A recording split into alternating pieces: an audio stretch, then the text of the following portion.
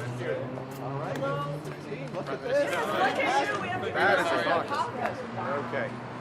All right. Yep. Good to go. Roll. Good morning. My name is Ken Tannenbaum, and I serve as Vice Chair of Kilmer Group, along with my father, Larry Tannenbaum, Wayne Carson, the President of Kilmer Developments, and our wonderful partners at Tricon Residential.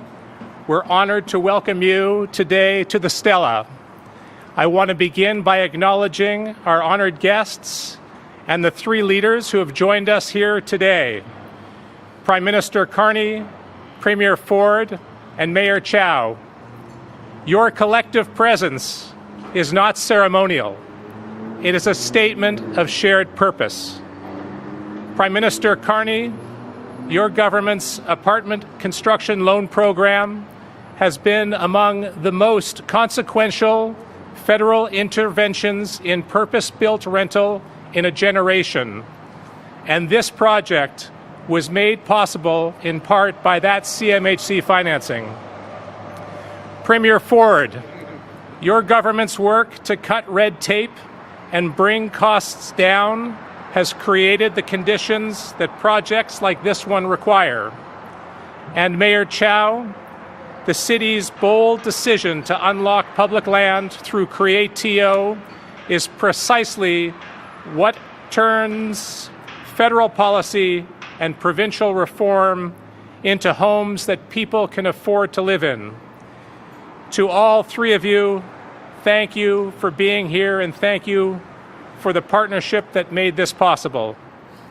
The site we stand on today, the Stella, is an example of the success of collaborative city building when public and private sector partners share common values and a sense of purpose.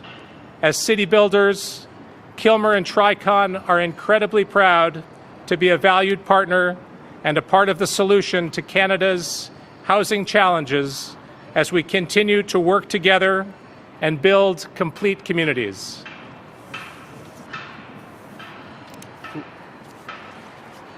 Good morning. My name is Andrew Joyner, Senior Managing Director and Head of Multifamily at Tricon Residential. Thank you, Ken. And I echo your statements of gratitude for the leadership of Prime Minister Carney, Premier Ford, and Mayor Chow. They are focused and decisive, and by working together, they are tackling Canada's housing crisis head-on. Where we stand today, the Stella is the first Housing Now site in Toronto to break ground. When complete, it will offer 725 purpose-built rental homes, 218 of which are affordable. And they're integrated throughout the community as a checkerboard, as they always should be, so residents can thrive together. In addition, over 50% of these homes are 2, 3, and 4 bedroom units for families. We're tracking 3 months ahead of schedule, and we will welcome our first residents in May of 2027, in just over a year's time from today. But as Ken said, what makes the Stella significant isn't just what it is, it's how it came to be. The Stella was made possible because the city conceptualized it, Create-TO structured it, the province enabled it, and the federal government financed it. This is not one level of government acting alone. It's all of them acting together with the private sector toward a shared outcome. This is the Team Canada approach to housing, and it is what is taking shape at the Stella and a proof of concept for that. It's now my honor to invite Prime Minister Carney to the podium.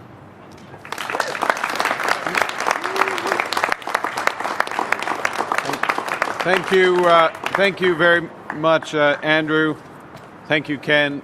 Bonjour tout le monde. It's a great pleasure to be. I mean, don't you love the sound of construction in the morning? It's the way it should be. This is fantastic, and I want to salute both. Well, let me say properly acknowledge Premier Ford, Mayor Chow for your leadership, the Minister of Housing and Infrastructure, Gregor Robertson, our Ontario caucus, the ministers here with us today. But I want to salute the Kilmer Tricon team. Thank you for hosting us here at the Stella. As you just heard, one of Toronto's newest and most innovative and affordable rental properties. All of those elements together. Ahead of schedule, affordable, zero carbon. It's a remarkable development, and you heard what was necessary in order to accomplish it, everyone working together, and I think what we see is everyone working together. Larry, I want to say a special word about you and just salute you for your leadership of this city, this country, both in business and philanthropy over the years. And I think we should take a page out of Larry's book in terms of ambition. You might notice very modest Raptors logo there. And if you want to get a sense of what our ambition is, just check out the score from last night. That's what we want. This is the first project as part of the city's Housing Now program. As I say, 725 purpose-built rental homes, over, as Andrew just said, over 200 affordable units. A property that will generate zero carbon, and like much of the progress we're announcing today, and we're going to announce a lot today, it's a result of a true partnership between the public and private sectors, from CMHC to Tricon and Kilmer as the home builders, and the city and the province. Now, almost exactly a year ago today, not far from here in Vaughan, it was the first week of the election campaign, and I announced our housing plan, the plan we would put in place if we were to be honored by Canadians to be elected. Et j'ai dit que le Canada devait construire pour se sortir de la crise de logement, afin que les Canadiens, et en particulier les jeunes Canadiens, puissent accéder à des logements abordables. Et grâce à notre plan, nous nous sommes engagés à nous attaquer directement aux lacunes du marché du logement, à renforcer la coopération publique-privée et mettre à profit des technologies novatrices pour bâtir plus rapidement et plus intelligemment. Nous nous sommes aussi engagés à augmenter l'offre de logement pour faire baisser les coûts. So in our first week as government, we eliminated the GST on first-time home buyers on new homes up to $1 million, saving Canadians up to $50,000. In September, we launched Build Canada Homes to turbocharge housing construction and also to help catalyze an entirely new housing industry. Since then, we have committed to supporting in specific projects nearly 10,000 homes through 12 partnerships across the country. Projects worth over 1,200 units are already breaking ground in the next 3 months. We're also building local infrastructure, crucial element of today's announcement. Local infrastructure through new hospitals, transit, wastewater systems. We have a $51 billion Build Communities Strong Fund. And last week, and this is directly relevant to today's announcement, we tabled legislation which will unlock $1.7 billion in federal funds to help provinces and territories lower the cost of home building. Minister Robertson and I want to work with our partners to optimize the funding to increase housing supply. And I'm very pleased to see Premier Ford's personal leadership and that of his government and this relentless focus on bringing down costs in housing for Ontarians. So, look, across the country, we're moving fast. We're starting to get results. Across Canada, and there's different markets, obviously. Across Canada, housing starts are up 4.5% in February, over 5.5% over the last year. Rents are down to a 33-month low. Rental affordability is improving. The rent-income ratio, its lowest level in 6 years. Rent here in Etobicoke for a two-bedroom is down 8.4% compared to last year. I can outlast her. Nous avons agi avec rapidité et ambition, et nous avons commencé comme nous avons l'intention de continuer. Nous nous attaquons à la crise de logement avec des différentes approches. Et en ce moment, ce qu'il faut faire, c'est corriger certaines lacunes particulières. So there's certain gaps in the housing market that we really have to attack, and it's the case here in Toronto, it's the case in a couple other markets. So to expand housing supply, increase housing affordability, and create tens of thousands, and Joe's here, if not hundreds of thousands of careers in the skilled trades, we're announcing this new Canada-Ontario partnership to build. It's a partnership that leverages our different capacities, our different jurisdictional responsibilities to achieve the same goals. More homes, lower housing costs, tens of thousands of new careers in the skilled trades. So we're looking to reduce the cost to build, help Ontarians save on the purchase of a home, and to build the essential transit infrastructure to support those communities. I'm going to say a bit about each, and then I'll pass to the Premier. Now, if you're not in the business, you might not know about development charges. If you are in the business, you know about them, and if you're buying a home, you pay for them. Development charges are the fees that are charged for developers to fund infrastructure, like water mains, roads, parks, and facilities required to support new homes. And they become, over time, a major hurdle in this housing market. In recent years, they've been growing at an unsustainable rate, increasing the cost of every new home, compressing margins for builders, and they've been stalling new builds, stalling construction. So cutting development charges was a key commitment of our housing plan. And today we're delivering on that. Because of the historic agreement with Ontario, development charges across this province, and I'm going to repeat this because this is important, development charges across this province are reduced by half for 3 years. And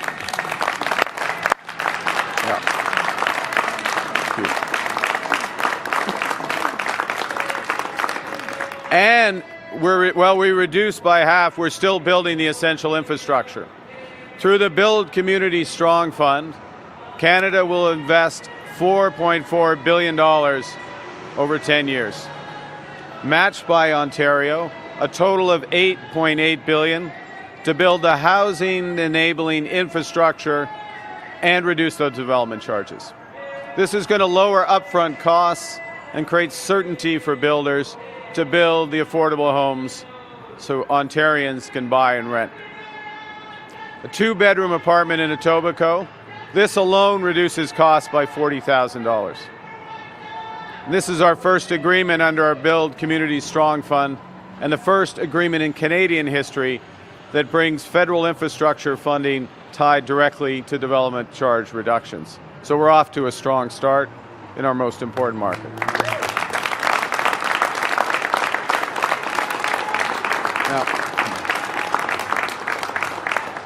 And central to the missions of the Government of Ontario, the Government of Canada, is to make it easier for people to buy homes.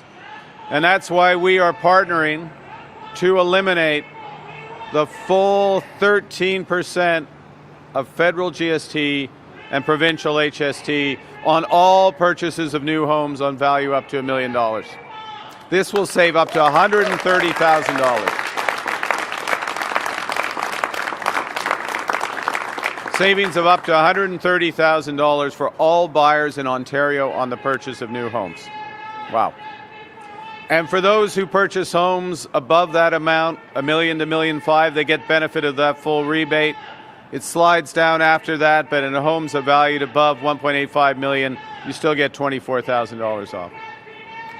This partnership will provide almost $2.2 billion in total tax savings for Ontarians, and it will catalyze housing starts in Ontario, support over 21,000 jobs in the skilled trades, boost Ontario's GDP by over $2.7 billion.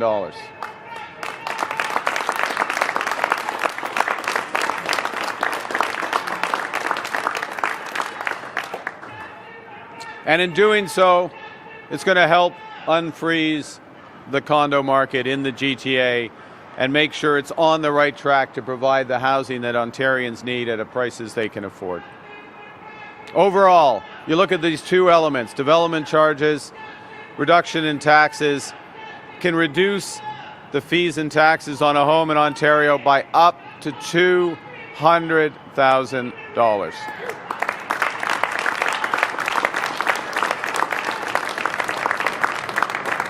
I want to say there's one last suite of announcements I want to make, which directly ties housing supply with the infrastructure that is needed. It's basically create a force multiplier for construction.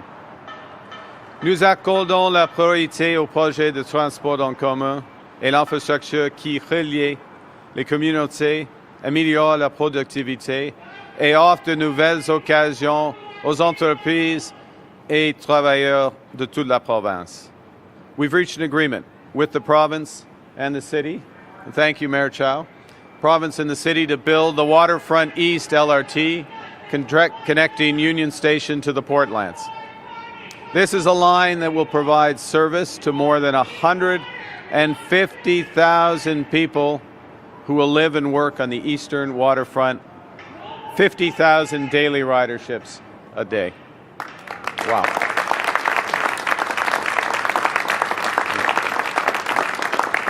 And this is well thought through because it connects into a broader transportation network that includes new roads, trails, bridges, streetcars, all integrated with other major transit hubs across the GTA. It's a project that itself will enable another 75,000 housing units. And in addition, we're working with the province on GO 2.0 to build multiple GO lines, enabling expanded two-way all-day service to Milton and Kitchener, building dozens of new stations, and adding convenient connections to existing transit systems across the Golden Horseshoe.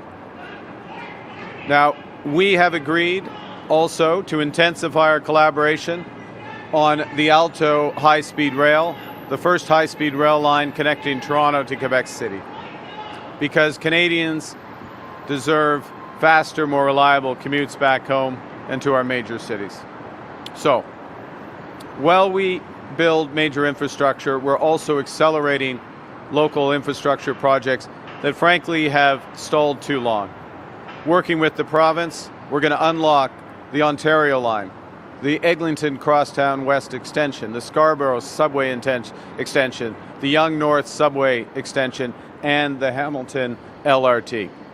Projects that connect the GTA, Greater Hamilton area, shorten commutes, grow communities, get more homes, build better quality of life.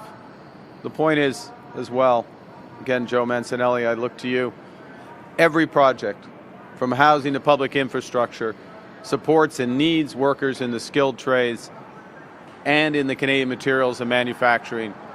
And they will be supported by our Buy Canada policy, because it's not just what we build, it's how we build. Inclusively, in full partnership with First Nations, Indigenous, Inuit, and Métis. We'll build in solidarity with workers, creating good union jobs. We'll build sustainably, like here at the Stella, because reducing emissions isn't just a moral duty, it's an economic imperative. And above all, we will build Canadian, becoming our own best customer. C'est le premier d'une série d'un partenariat en matière de logement et d'infrastructure à venir dans le cadre de fonds pour bâtir les collectivités fortes. Nous allons annoncer une série de projets supplémentaires partout au pays dans les prochains mois, pour lesquels nous mettons en contribution des biens et terrains publics et travaillerons en partenariat avec le secteur privé et d'autres gouvernements pour bâtir à grande échelle. Chaque dollar fédéral investi sera multiplié puisque nous attirons des capitaux privés, des investisseurs et des promoteurs pour augmenter l'offre de logement. Canadians have given us a mandate to build a stronger country, a country where Canadians are empowered with more opportunities that help them get ahead, and safer communities and homes they can afford. That's the foundation on which Canadians build their lives, how they want it, where they want it. So by building smart, building Canadian, building now, we're building Ontario strong and Canada strong. I can hear the construction again. Merci beaucoup. Thank you very much. And I now have the pleasure of handing the mic to Premier Ford.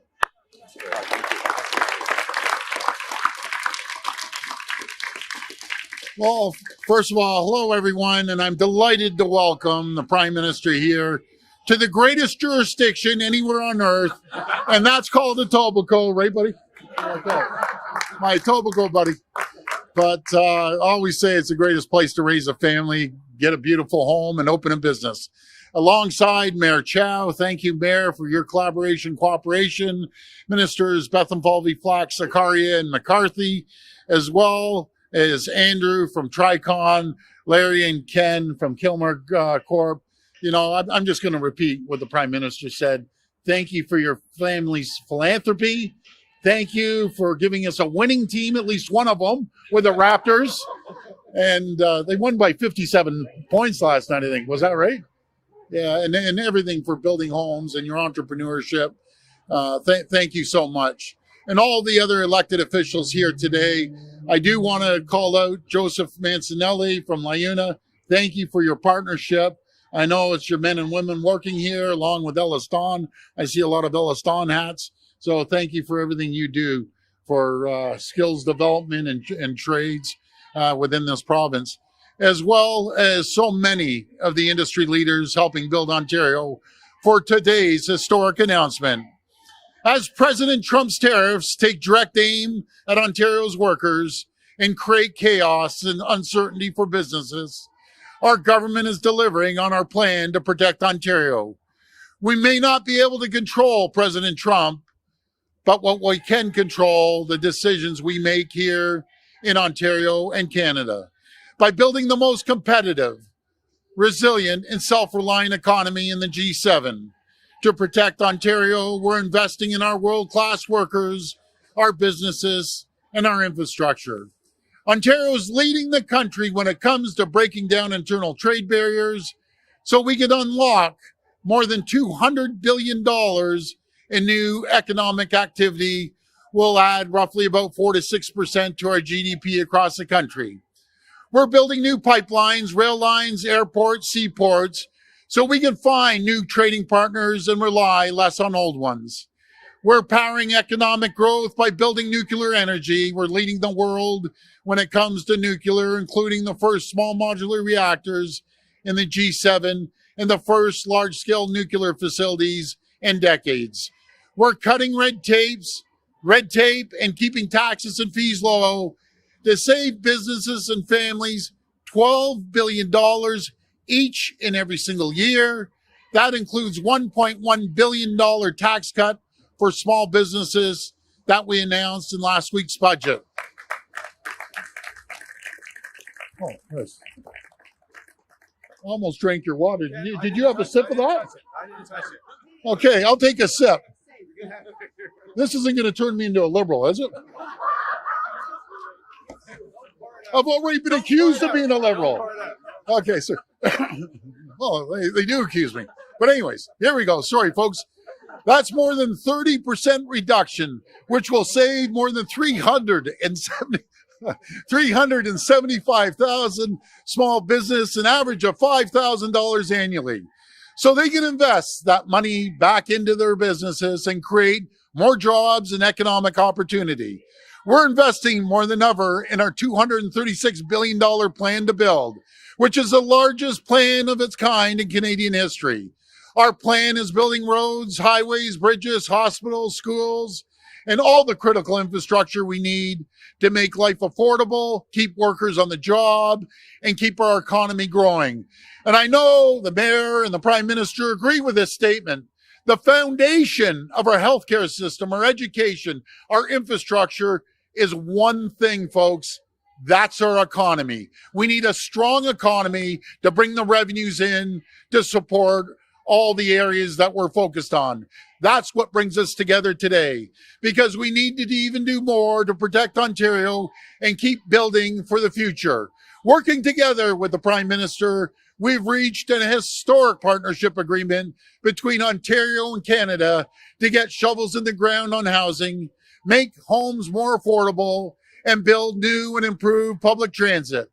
This agreement includes $8.8 billion to build housing enabling infrastructure and lower municipal development charges that add hundreds of thousands of dollars to the cost of a new home. Funding will be prioritized for municipalities that agreed to cut DCs by up to 50%, as well as municipalities that have already lowered DCs in recent months. So to all my great 444 mayors and people in the municipalities, if you don't cut DCs, you aren't getting any money. I'll simplify that. But if you do, we will be there to support you.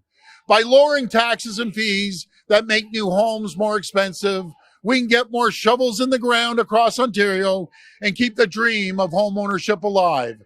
As we announced last week, our agreement also includes an HST rebate of up to $130,000 for most new homes, which will provide $2.2 billion in tax relief over the next year and support 21,000 good-paying jobs. And as we build more homes, we're also building transit for our growing communities. We're supporting the new City of Toronto's new waterfront East Transit line, which will be cost shared equally across all three levels of government. We're working together with the federal government to speed up planning and approvals for GO 2.0, which will deliver faster and more reliable service with more GO trains and more GO lines across the greater Golden Horseshoe. And we're finalizing federal funding agreements for some of the most important transit projects, including, as you heard from the Prime Minister, the Ontario Line, the Eglinton Crosstown West extension, the Scarborough Subway extension, the Yonge North Subway extension, and the Hamilton LRT. And of course, as we build these transformational projects, they will be subject to our Buy Canada and Buy Ontario policies so that Ontario tax dollars support Ontario workers. That's the message to the architects and the engineers. We have to make sure we buy Ontario or Canadian. This agreement is historic, and it's only possible because all three levels of government have come together as a united Team Canada to make it happen. Together, we're getting shovels in the ground on hundreds of thousands of new homes and making homes more affordable. Together, we're building transit projects that will get people out of gridlock, keep hundreds of thousands of workers on the job, and support growing communities. Together, we're lowering taxes and making life more affordable so we can protect Ontario and Canada by building the most competitive, resilient, and self-reliant economy in the G7. And together, we will continue protecting workers and families in every corner of this province, which is the best province, the best country in the entire world. I thank you, and may God bless the people of Ontario. And now, I'd like to hand it over to Mayor Chow to say a few words.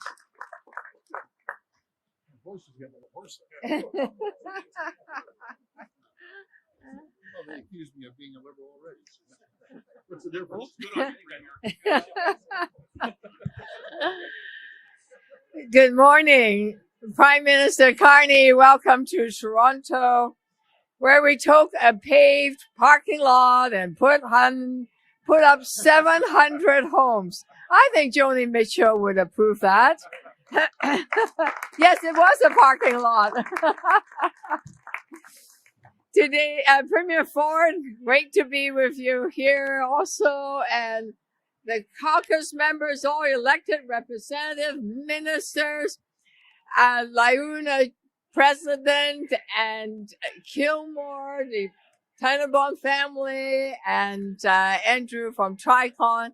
We are coming together to celebrate this announcement. Today's announcement is historic. We're building more housing, more transit, thousands of good jobs. We're making this investment at a moment when we need it most, when our largest trading partners turn its back on us, when uncertainty is real and the people are worried. We build our way forward, investing in ourselves, building, creating jobs. That's how we win. And when all three levels of government work together, that's exactly what we can do. Today's development charge announcement, this historic announcement, will mean thousands of new homes that can be built right here in Toronto. For people who just want a home they can afford, this will make a real difference. It lowers the cost of building. That means more homes built faster. Combined with the home buyers tax relief announced last week, housing is becoming more attainable for more people. The City of Toronto has already been doing this work. We've cut over $461 million in development charges and fees to get thousands more homes built. And 20% of them are below market affordable homes. And when you see cranes in the sky at construction sites across Toronto, like this one here, city incentives supported by the federal and the provincial government make that possible. We've also transformed how fast we approve housing. For decades, Toronto was slower than almost anywhere else. Now, through cutting red tape, our projects are approved 80% faster. From 3.5 years down to about 8 months. And by the end of this year, with the help of advanced technology, we're going to cut that again by 50%. We will be fastest in Canada, maybe even in North America. Yes, cutting red tapes work.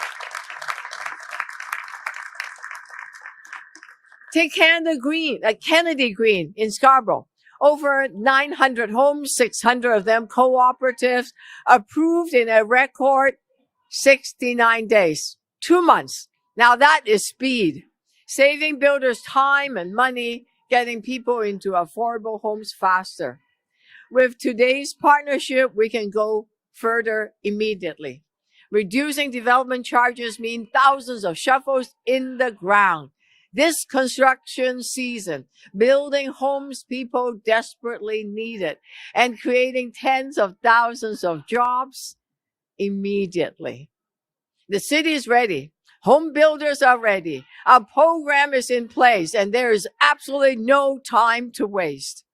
To build more homes, of course, you need new infrastructure that makes cities livable. Today's announcement delivers exactly that for our waterfront. A rapid transit line running east from Union Station, serving thousands of new homes along the way. This is the critical missing piece needed to unlock the eastern waterfront. And I want to thank Waterfront Toronto working together with us. It will serve 150,000 people. When Quayside and the Portlands are fully developed, it's projected to move 50,000 people every single day. And this rapid transit line is expected to create 100,000 jobs, generate more than $13 billion in economic value, lasting impact for Toronto, for Ontario, and for Canada. For 2 years, the City of Toronto, together with Waterfront Toronto, have been designing this line. Today, we welcome this agreement, $1 billion each from federal, provincial, and the city government. And this investment will unlock the entire new neighborhoods, parks, communities, small business, and large ones. Generations of people will live in these new communities and ride the waterfront transit line. That is city building. And it is nation building. All 3 levels of government pulling together, building, delivering for people. And that's what this moment calls for. Thank you, Prime Minister Carney. Thank you, Premier Ford. Toronto is ready. Let's build. Thank you, Mayor. Thank you, Prime Minister. Thank you, Premier. We're now going to go to questions. We'll take 20 minutes of questions. Première question. First question. Robert. Prime Minister Robert Benzie, the Toronto Star. I just wanted to ask you, do you support Premier Doug Ford's vision for the Billy Bishop Toronto Centre Airport, the expansion of that airport that would allow jets to land? We haven't really heard a clear statement from you or from your government yet on that. Well, thank you for the question, Robert. And hopefully you can hear me. It's a shared jurisdiction, and we're engaged in discussions with the province of Ontario. Understand the vision. It's we take note. It's a very interesting vision, big possibilities there. So we have some component of responsibility there, and we're working for it. What we've been working clearly on in the last few weeks is today's announcement, which rightly described by the Premier, by the Mayor, by myself as historic. The scale of what we're announcing truly is a game changer for the housing market here in Toronto, across Ontario. We'll move on to the next things right away. Thank you. Next question. Prime Minister Aidan Schmandy from Toronto today. So just given that answer, which isn't exactly definitive one way or another, do you think the Premier's maybe jumping the gun a little bit on all the moves that he's made to take the airport lands from the city? Like, is this a little premature given? Well, the Premier can speak for himself, obviously, and will. But it's a tripartite responsibility. If the city and the province consolidates their responsibilities, then there's an efficiency that comes there, and we deal directly with the province. And just to be clear, it's something that's moving. The federal government's now getting involved, but we're not going to make a premature determination on it. But we have, if you take anything, there's a lot you should take from today's announcement, but one of the things is the level of cooperation and engagement and the focus on making progress and getting things done. So we'll move on things. But I don't know, Premier, did you want to say anything? Next question. Prochaine question. Well, we just look forward to continuing building transit, as this announcement was about, building Go 2.0. That's what we're focused on today. Our approach with the airport is collaborate with the federal government and the city and ourselves, and bring a great opportunity to the city of Toronto. That's well overdue. Next question. For the Prime Minister, it's Siobhan Morris, CTV News. What consequences, if any, will Michael Ma face for his dismissal of forced labor in China? Well, thanks for the question. The first thing is that Mr. Ma has apologized for his comments, as he should have. He's recognized the seriousness of the issue in that apology. So the first is to recognize up front the seriousness of the issue. He does. He's apologized. He apologized directly to Ms. McQuaig Johnson as well, but then more broadly about the issue. First point. Second is that, we take this issue of forced labor, child labor, incredibly seriously. Canada has the most rigorous set of engagements on the issue, both in terms of international accords, all 8 relevant conventions of the International Labour Organization, the OECD, the United Nations, embedding provisions in all our free trade agreements as well. We'll continue to do that. We'll continue to fight on that.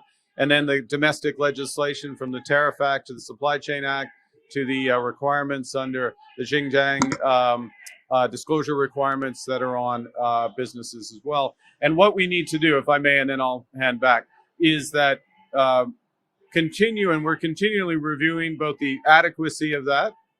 It's amongst the most rigorous, if not the most rigorous, but also compliance and enforcement mechanisms that are in place. Adequacy of funding. We just put another $600 million into CBSA, for example, can provide more, and ensuring that we don't just have the standards, but we're enforcing the standards and businesses are following. Thank you.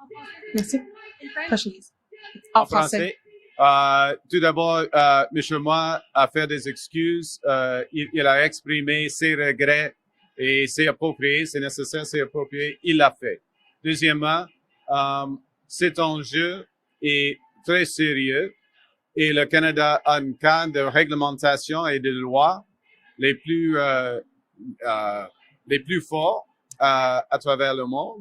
Et ce qui est important est de continuer de renforcer notre capacité de surveiller et de renforcer ce cadre de cadre de standard et de standard de loi. Madame? Hi, Prime Minister. Laura Stone, Globe and Mail. To follow on that question, anyone who watched that clip in committee saw his scrum with CBC after, saw one version of his comments, and then he released a statement. How is the public supposed to believe that statement is at all genuine? And are you still attending the fundraiser with him this evening? Two things.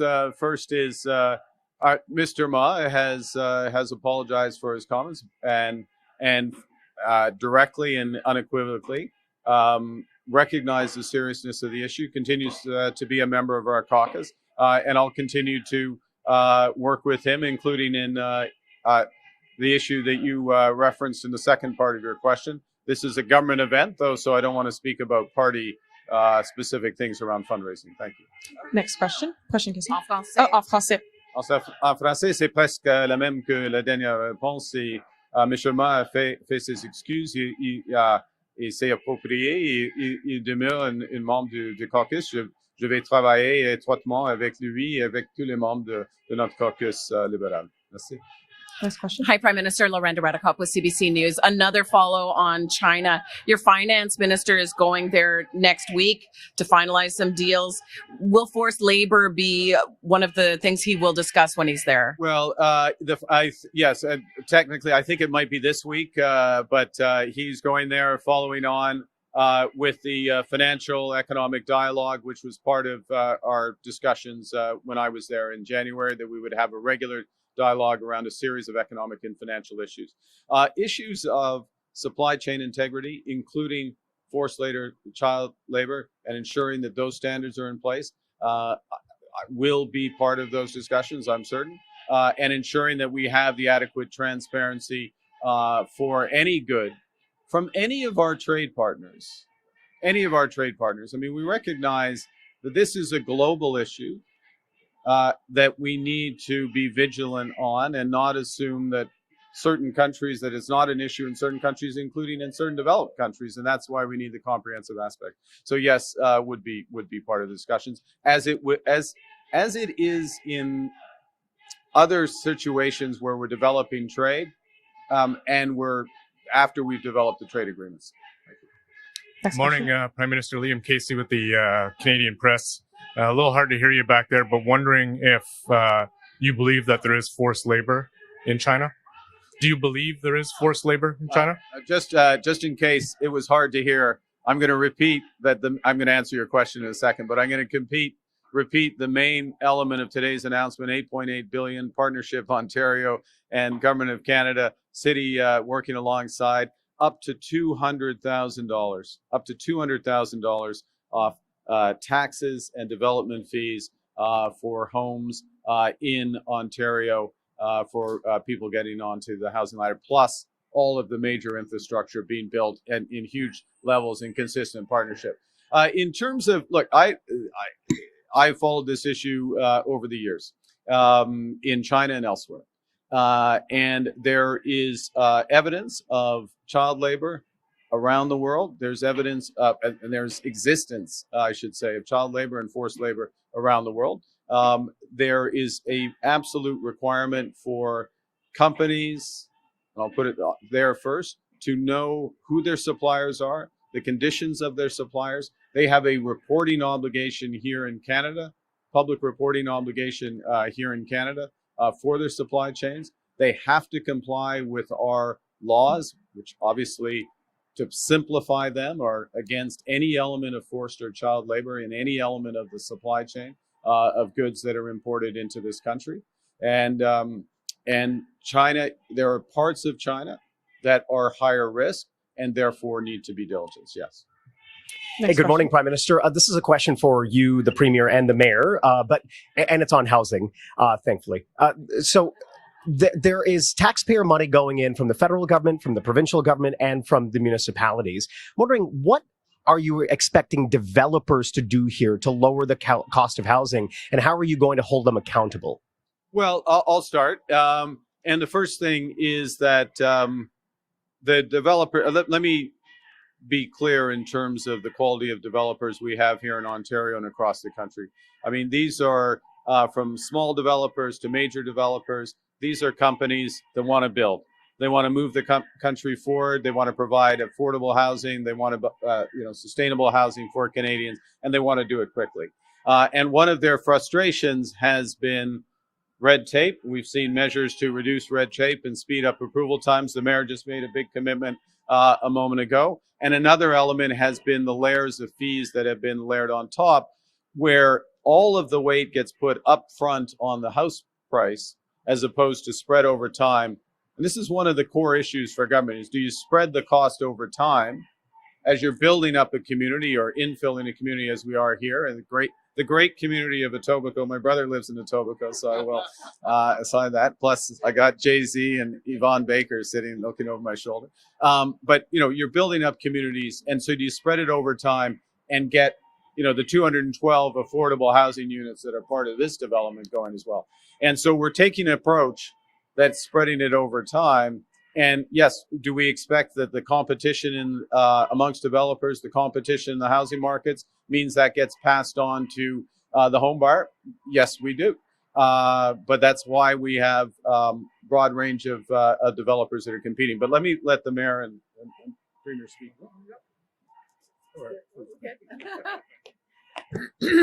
I'll give you a concrete example. The old bus terminal at Bay and Dundas, Tricon, Kilmer came together. It belongs to the City of Toronto in terms of the land. They are doing the building. We are exempting the development charges, 100% exemption of development charges, 15% property tax deduction. And they will also provide 20% of the units to be affordable. In there will be a paramedic station. They're housing for nurses.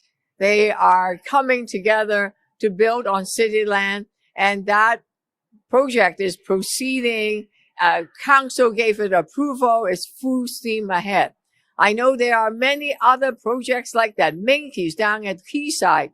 That is, Quayside is actually Dream with Michael Cooper. Again, 1,800 units. We exempted all the development charges, 15% deduction of property tax, 1,800 units.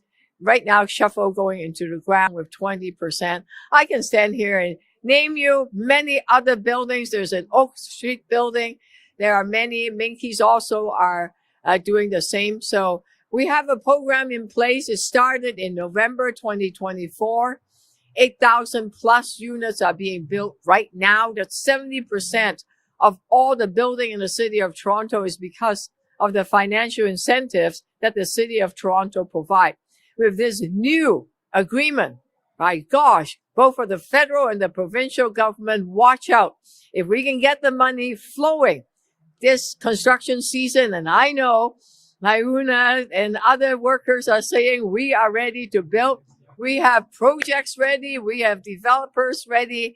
We can just go ahead and build it. We are ready now that the funding is in place. Okay. So between the province of Ontario and Canada, we're creating the conditions and the environment for companies and builders in this province to start building. I need the municipalities now to step up. And I know the mayor, you're stepping up, but there's 443 other municipalities to step up. I guess, Colin, what you're asking, how do we keep the builders honest? I think we have great builders, world-class builders, and it's called the market dictates. The market will dictate. They'll compete against each other, and those who are most competitive and build the best product are going to sell more units, no matter if it's housing, townhomes, or condos. That's how we hold everyone accountable. Thank you. Next question. Question question. Hi, Barbara with QP Briefing. Question is for the Premier, but also I want everyone else can join as well. So it is still up to the municipalities to participate in this deal, and they will have to lower their receipts for 3 years in return for a funding that is spread over 10 years. So if you really want to do this, why does deal don't have a stronger measure in place to make sure the municipalities will join? Well, I want them to be able to go out there and voluntarily cut the DCs. You know, I tried just putting down the hammer a few years ago, getting rid of the DCs. Well, that didn't work too well. We've given them a carrot, more homes. They're getting a ton of money. In this case, we're focusing on infrastructure. The municipalities, and they all need infrastructure, no matter if it's water, wastewater, whatever it might be. You come to the table, and we're going to give you the infrastructure you need and save the taxpayers within your community a tremendous amount of money. So that's what we're going to do, and we need the municipalities to step up. And by the way, some have already stepped up. And I can't help but give Mayor Del Duca a shout out up in Vaughan. He was first out of the gate. He's doing a great job, and there's others too. Probably another 4 or 5 other mayors across the province, but we need to cut those DCs in some areas, folks. You know, you see the fees, which we're going to require putting on the tax, on the new home builds and everything. So people know exactly where their money is going. If, city puts 40% fees on, well, the buyer's going to know the 40% of that cost, $1 million home, $400,000, is coming from municipal fees. It's going to be as clear as day for the buyers. And hopefully all the municipalities will lower their fees by at least 50%. I'll make one, you invite and then the mayor if you wish, but I'll just make one technical point, which is, and I know because it's an important question, that the development fee is upfront that's paying for the infrastructure over time. And so what the municipality knows is that the infrastructure is going to get built because the money is in place and the agreement gets struck through the province for the infrastructure to get built. So there's not a mismatch. It's just that the amount of time over which the infrastructure money is there. So. Thank you. Just a quick follow-up to that. Oh, yeah, please, Mayor. Yeah. The development charges in Toronto, majority of that money is earmarked for transit because it's expensive building transit. Okay. So now that the federal and the provincial government said that we are going to be able to assist you in your transit project, it allowed and give us the fiscal room to then turn around and say to the developers that we don't need to charge you all these development charges, whether it is building the roads, the transit, the community parks, and all of that. If you look at here, there is a child care center, there is a park, there are many other facilities here. These infrastructure cost money. And if the city of Toronto, for example, are able to have that infrastructure funds being covered by the federal and the provincial government, then we can provide the fiscal room and lower the development charges. That's how it would work. Time for one last question. Dernière question. Thank you. Question for Prime Minister Carney. If you could answer in French and in English, but I'll go in English. So it's about the retirement of Michael Rousseau. What do you think about this decision, and do you think that his successor should be bilingual? Tout d'abord, c'est absolument essentiel que son successeur est bilingue et complètement bilingue. Je crois que ça c'est clair. Et en ce qui concerne sa décision, et selon moi c'est approprié. Il a fait une bonne job techniquement comme PDG, mais on a des responsabilités plus larges comme un dirigeant d'une organisation. So, if I may, in English, it is essential that the next CEO of Air Canada is bilingual. I think recent events that should have gone without saying to begin with, but recent events have underscored the importance of that. And with respect to his decision to retire, it's my judgment, it's appropriate. He was an effective operator of the airline and did many things, and I salute him for that. But being a leader has many responsibilities, and the second part of your question alludes to some of the responsibilities of the CEO of Air Canada, and so it's the right decision at the right time. Merci beaucoup. Thank you, Prime Minister. This puts an end to our press conference. C'est ce qui met fin à notre conférence de presse. Merci.